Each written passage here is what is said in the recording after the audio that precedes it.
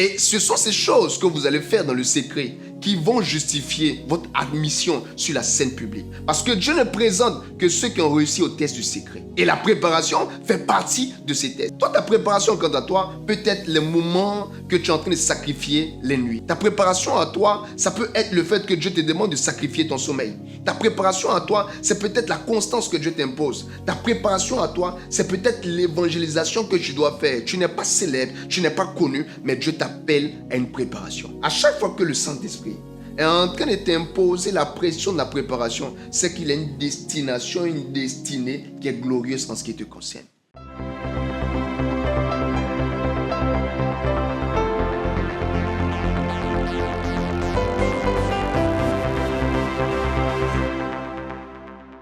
Shalom, gloire à Jésus-Christ. Bonjour ou bonsoir chez vous en fonction de l'heure à laquelle vous allez suivre cette vidéo. Ici, votre serviteur, le prophète Charles Capistran Neria. Je suis encore très heureux de nous retrouver pour notre émission. Et aujourd'hui encore, on va parler d'une clé, on va parler d'une lumière, de quelque chose qui nous donnera d'avancer selon le Seigneur, selon sa pensée et selon sa volonté. Mais on ne pourrait continuer sans prier. Tu vas fermer les yeux là où tu es. Je veux vraiment que tu fasses cette prière. Prends un petit temps. Je veux que tu fermes les yeux là où tu es. Mets ta main sur ton cœur et dis à Dieu, Père, permets-moi de comprendre et surtout éclaire-moi au travers de cet enseignement. Père éternel, je veux te recommander ces moments, te recommander ces cœurs, ces âmes, ces vies, toutes ces personnes qui me suivent. Je sais combien de fois tu veux entrer en contact avec chacune d'elles. Je sais combien de fois tu veux aider quelqu'un à progresser, à avancer. Ma prière est que cette émission soit un point de contact, soit une zone dans laquelle tu arrives à éclairer quelqu'un. Au nom puissant de Jésus.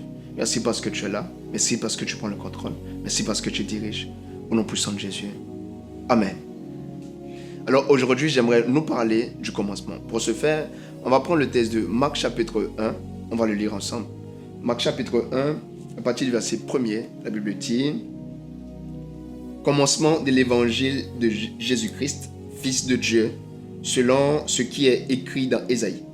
Le prophète: Voici, j'envoie devant toi mon messager qui préparera ton chemin. C'est la voix de celui qui crie dans le désert: Préparez le chemin du Seigneur, aplanissez ses sentiers. Jean parut, baptisant dans le désert et prêchant le baptême de repentance pour la rémission des péchés. Tout le pays de Judée et tous les habitants de Jérusalem se rendaient auprès de lui et, confessant leurs péchés, ils se faisaient baptiser par lui dans le fleuve du Jourdain. Amen. Donc, déjà pour parler de ce thème du commencement, on sait tous que le commencement, c'est le démarrage de quelque chose. Donc, quand on parle du commencement, on parle du point de début. Quelqu'un commence quelque part pour arriver quelque part. Et dans un commencement, il y a toujours la notion d'informe et de vide. La Bible dit dans Genèse chapitre 1, au commencement, Dieu créa les cieux et la terre. La terre était informe et vide et Dieu dit que la lumière soit. Voilà, pour un peu paraphraser. Mais généralement, le commencement de quelque chose a toujours l'aspect d'informe et de vide. C'est-à-dire, dans le commencement, il n'y a pas forcément l'excellence. Il n'y a pas obligatoirement le waouh. Il n'y a pas forcément quelque chose qui est construit. Il n'y a pas forcément quelque chose qui attire les regards des uns et des autres. Mais le commencement est une obligation. Parce que le commencement, tout le monde doit s'y prêter. Il n'y a aucune des personnes que tu peux voir aujourd'hui comme étant des personnes glorieuses, des personnes qui ont réussi dans la vie, des personnes qui ont accompli de grandes choses, qui n'ont pas eu aussi leur zone du commencement ou leur portion de commencement. Et dans le commencement, ils étaient comme toi. Dans le commencement, ils n'avaient aussi rien. Dans le commencement, ils n'avaient pas aussi de nom. Dans le commencement, ils n'avaient pas aussi de renommée. Dans le commencement, ils n'avaient pas aussi d'impact. Dans le commencement, ils n'habitaient pas forcément de grandes maisons. Donc, dans tout commencement, il y a l'absence de gloire. Il y a l'absence de quelque chose. Et quand certaines personnes, dans le commencement, voient d'autres personnes qui sont avancées, donc dans les finalités, ces personnes ont tendance souvent à être tristes. Donc, à ne plus avoir la force de continuer. Ce qui est une mauvaise chose. Parce que la finalité de quelqu'un ne doit pas t'emmener à sacrifier ta grandeur quand ta grandeur est dans sa phase de commencement. Oui. La gloire que quelqu'un a aujourd'hui ne doit pas t'emmener à t'arrêter dans ta phase de commencement. Et quand je parle de commencement, le texte qu'on vient de lire nous dit clairement que Jésus lui-même, il a eu un commencement. Jésus a eu un commencement, Jésus homme bien sûr, Jésus homme. Il a eu son commencement, mais l'évangile de Jésus-Christ a aussi eu un commencement. Mais l'évangile de Jésus-Christ n'est pas resté dans sa phase de commencement. L'évangile de Jésus-Christ est arrivé à son apogée. C'est pourquoi aujourd'hui nous sommes là. Ainsi, même si tu commences et que ton commencement n'est pas glorieux, il faudrait que tu saches que dans ton commencement se trouve la semence de ta grandeur. Ou dans ton commencement se trouve la semence de ta finalité. Vous voyez? Donc, mais il y a un processus pour quitter l'étape du commencement pour arriver jusqu'au bout. Et si vous ne connaissez pas ce processus, si vous ne maîtrisez pas comment faire pour arriver jusqu'à cette finalité, vous allez rester dans votre commencement sans dénouement du commencement qui va vous conduire à votre finalité. Et ce jour, j'aimerais vous parler de 4 points obligatoires qui doivent être avec vous, ou 4 éléments que vous devez obligatoirement avoir pour quitter votre étape du commencement pour arriver à votre étape de finalité. Le premier point dont je voulais parler, c'est le rôle à jouer. Vous devez obligatoirement connaître votre rôle à jouer. La Bible nous dit commencement de l'évangile de Jésus-Christ, Fils de Dieu. On a une information, on a la mission de quelqu'un et on a son identité. Dans le premier verset du chapitre, Jésus-Christ avait pour mission d'apporter l'évangile. Donc il avait son évangile, il avait son rôle. On sait tous que Jésus-Christ est celui par lequel nous sommes sauvés. Même si peu veulent le nier, mais il n'y a aucune personne plus grande que Jésus même dans l'humanité. Ce qui me plaît avec notre Dieu, il est grand en esprit, maître des esprits, roi des esprits, seigneur des esprits, Dieu des esprits, mais il est aussi un homme impactant et glorieux. Il n'y a aucun homme plus populaire que Jésus-Christ sur la terre des hommes. Il a marqué son époque, il a marqué les âges, il a marqué même les sciences les plus occultes, au point où même les plus grands mystiques parlent de la dimension de Christ. Jésus-Christ est le meilleur. C'est pour ça qu'on ne peut pas m'empêcher de parler de Jésus-Christ. Je lui disais, Seigneur, si je ne t'avais pas connu, peut-être que j'allais être sorcier, mais j'allais avoir le regret de ne pas être dans ton camp. J'aime tellement Jésus-Christ parce qu'il est le meilleur. Mais celui dont je suis en train de parler, il avait une mission. Et sa mission était clairement d'apporter l'évangile. Et si Jésus-Christ ne connaissait pas son rôle, il n'allait pas continuer. Car il y a obligatoirement quelque chose qui nous donne envie de continuer. Vous savez, le cheminement n'est pas facile, c'est difficile. Et la majeure partie de ceux qui arrivent jusqu'au bout sont ceux qui sont partis dans le commencement avec l'information sur la destination finale. Ils savaient qu'ils devaient arriver là. Ils savaient qu'ils avaient un rôle à jouer. Ils étaient informés que eux, quant à eux, ils n'allaient pas rester anonymes.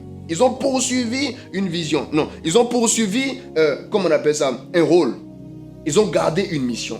C'est pour cela qu'ils sont arrivés à la finalité. Il y a aussi le point de l'identité que je mets dans le rôle. La deuxième chose que vous devez savoir, c'est le ministère de Jean-Baptiste. On est en train de parler du commencement de l'évangile de Jésus-Christ et on fait entrer en scène un homme qu'on appelle Jean-Baptiste. Vous devez savoir que si Jean-Baptiste ne réussissait pas son ministère ou s'il ne jouait pas son rôle, Jésus-Christ n'allait pas pouvoir accomplir sa mission avec autant d'aisance dans cette dimension. Parce que Jean-Baptiste devait préparer Israël à recevoir Jésus.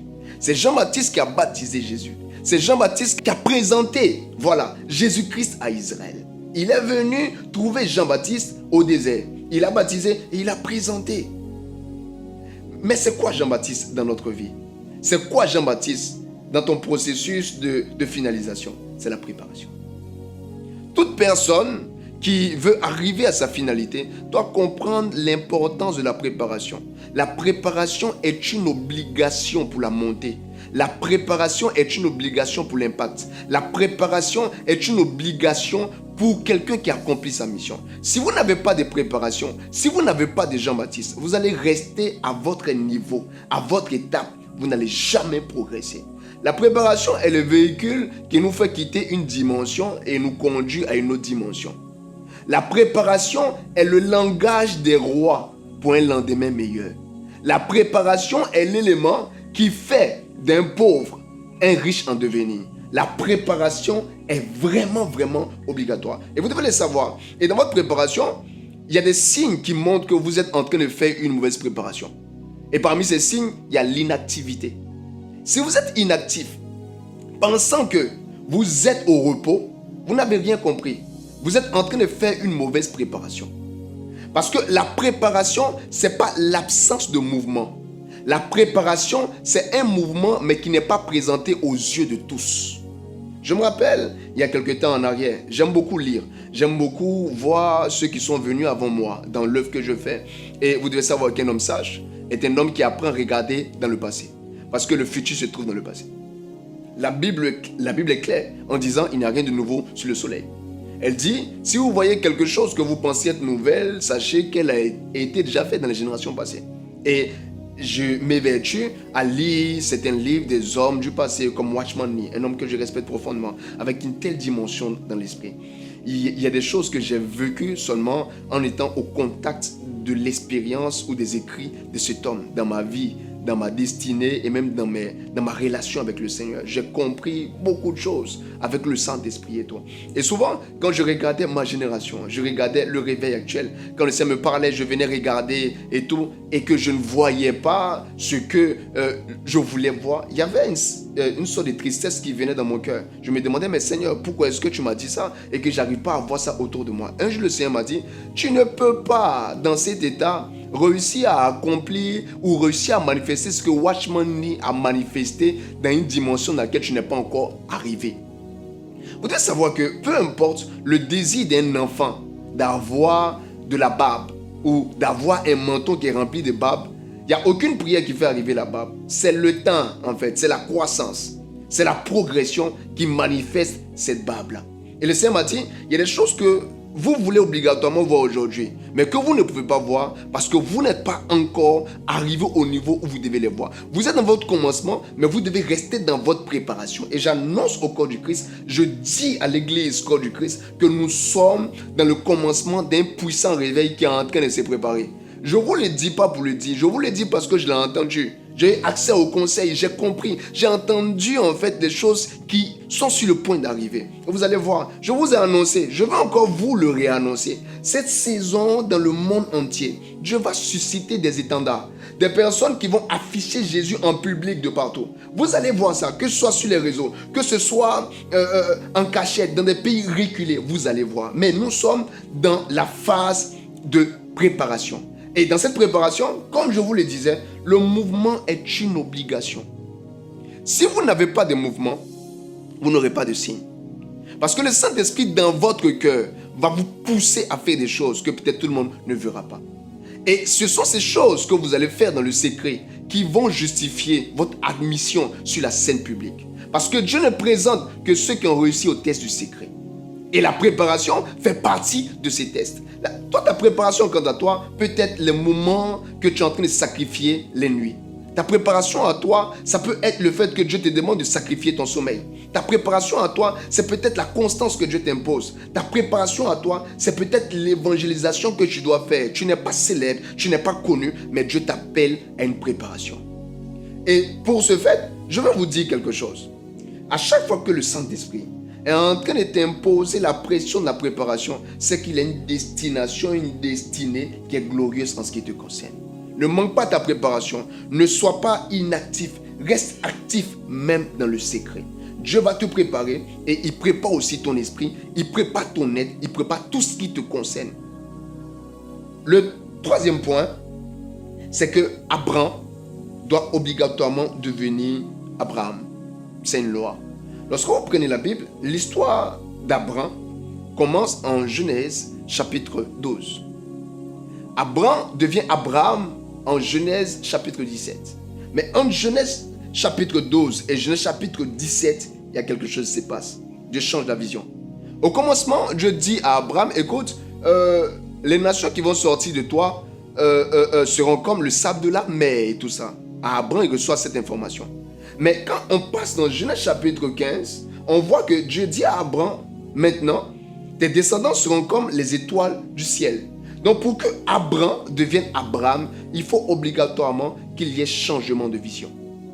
Vous devez savoir que l'Éternel vous regarde. Et quand Dieu vous regarde, il y a quelqu'un en vous qui l'attend pour la mission qu'il a placée sur vous. Ce n'est pas Simon qui est la pierre sur laquelle Jésus-Christ bâtit l'église, mais c'est Pierre.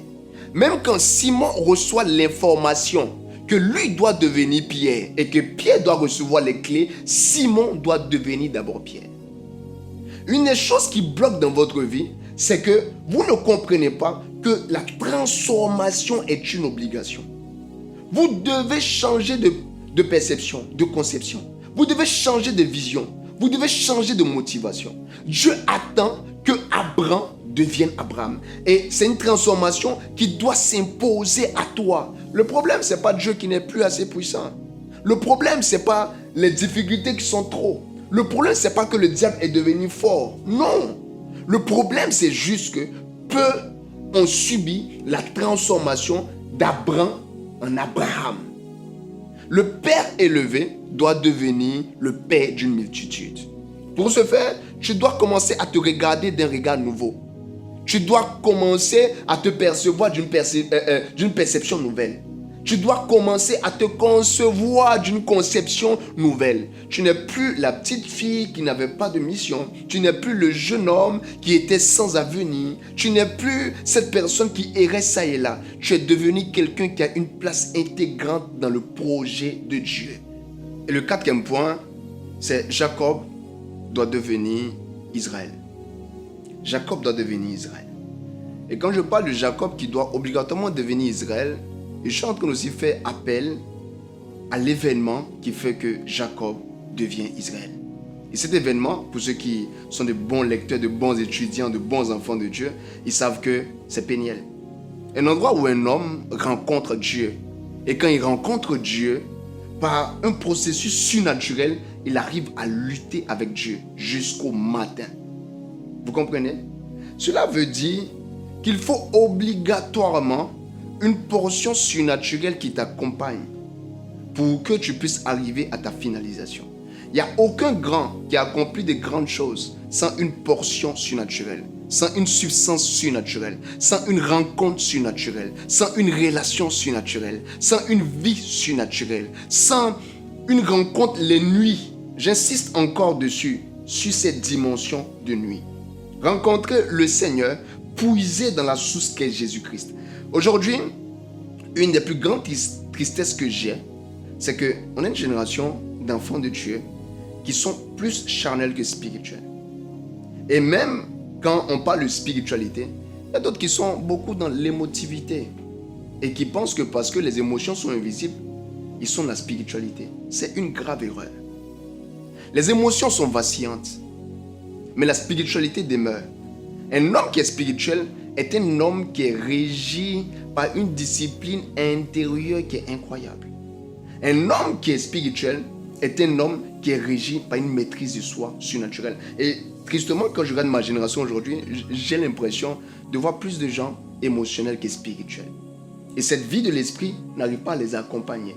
C'est la raison pour laquelle beaucoup se lèvent au commencement pour dire on va aller pour l'éternel, nous allons marcher pour Dieu, nous allons accomplir telle chose pour Dieu. Et quand vous attendez 2-3 ans après, ces personnes se retrouvent dans des vies qui n'honorent pas le Seigneur. Ils commencent maintenant à lutter avec la musique mondaine et tout ça. C'est pas parce qu'il n'y a pas de force surnaturelle, il n'y a pas eu la rencontre à Péniel.